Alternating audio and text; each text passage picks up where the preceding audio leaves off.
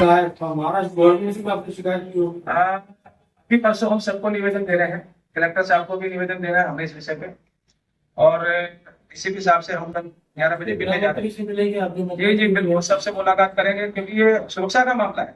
हमारी बच्चियों का चुनाव से पहले माननीय मुख्यमंत्री साहब ने खुद बोला था कि हमारे प्रदेश में एक साल के अंदर कम से कम 1 लाख लड़कियां लव जिहाद का शिकार हुई।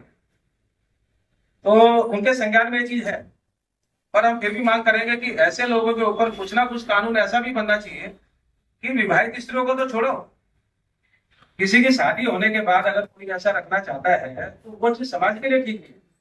कानूनी एक अलग विषय है, पर सामाजिक व्यवस्था हमारी तार तार हुई तो समाज में तो कल जंगल बन जाएगा। प्रमुख मांग क्या फिलहाल है?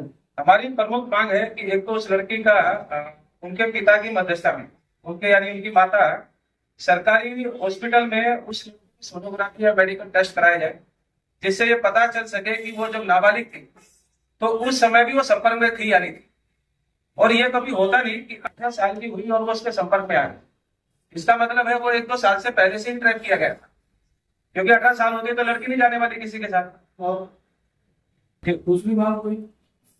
एक तो मेडिकल का, दूसरा जो विषय हमने बताया कि अवैध घुसपैठी जो वहां पे है उनकी पूरी जांच हो, वो कहाँ के रहने वाले हैं, कहीं बांग्लादेश में भी है।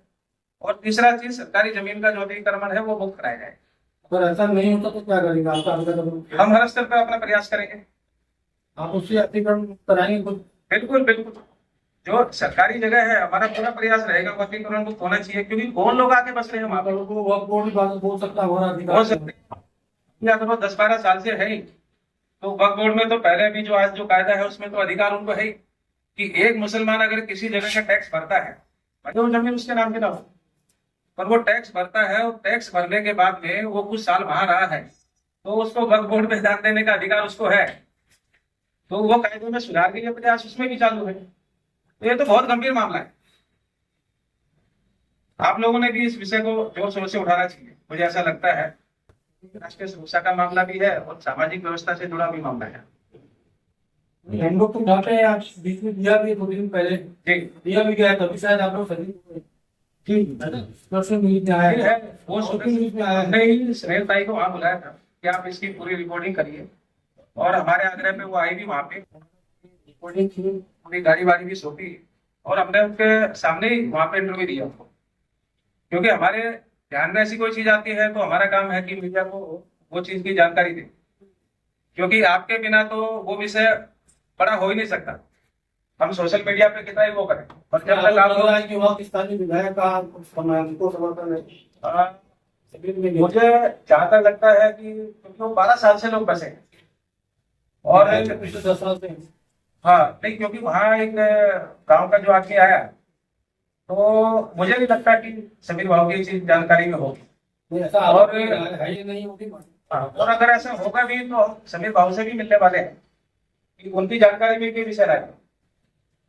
वो आपकी घर के पास ही रहती थी क्या उससे? हाँ, यहाँ घर के पास रहते थे, यानी दीपनगर में रहते रहते थे। फिर इसके बाद मेरे को कुछ ऐसा समझ में आया, सुनने में आया कि किसी से बात कर रहे हैं, क्या कर रहे हैं।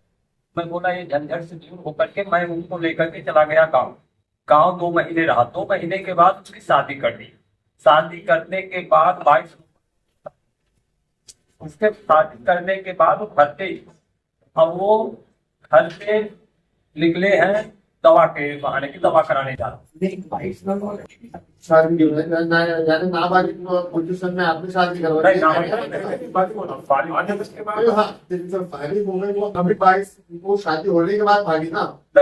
शादी के पहले, शादी 22 भागी कब? वो शादी के पहले की शादी के बाद 8 अगस्त को वो बालिग हो गई थी। 8 अगस्त आपने बोल रहे सीधा आरोप लगाया कि 6 महीने की प्रेग्नेंट है और वो 6 महीना पहले भागी हुई है, तो अभी ये 15 दिन भागी। 2 जनवरी को भागी है। सामने वालों को आरोप लगाने की उन्हीं का होगा। खुद ही बोल रही, वो खुद ही बोला है, लड़की ने खुद लिखित में दिया है कि ये बच्चा उनका है। अब चल गया है ना, तो क्या था जब 16 साल की थी तब से वो उसके पीछे था, वो उसके पीछे नहीं, लड़का उसके पीछे था।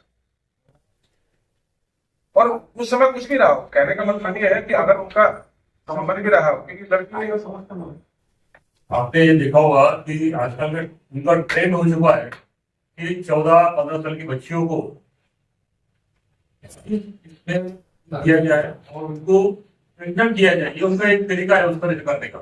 बाद में प्रेशर डालने के बाद उसकी वो जब 18 साल की हो जाती है तो उसकी शादी की जाती है।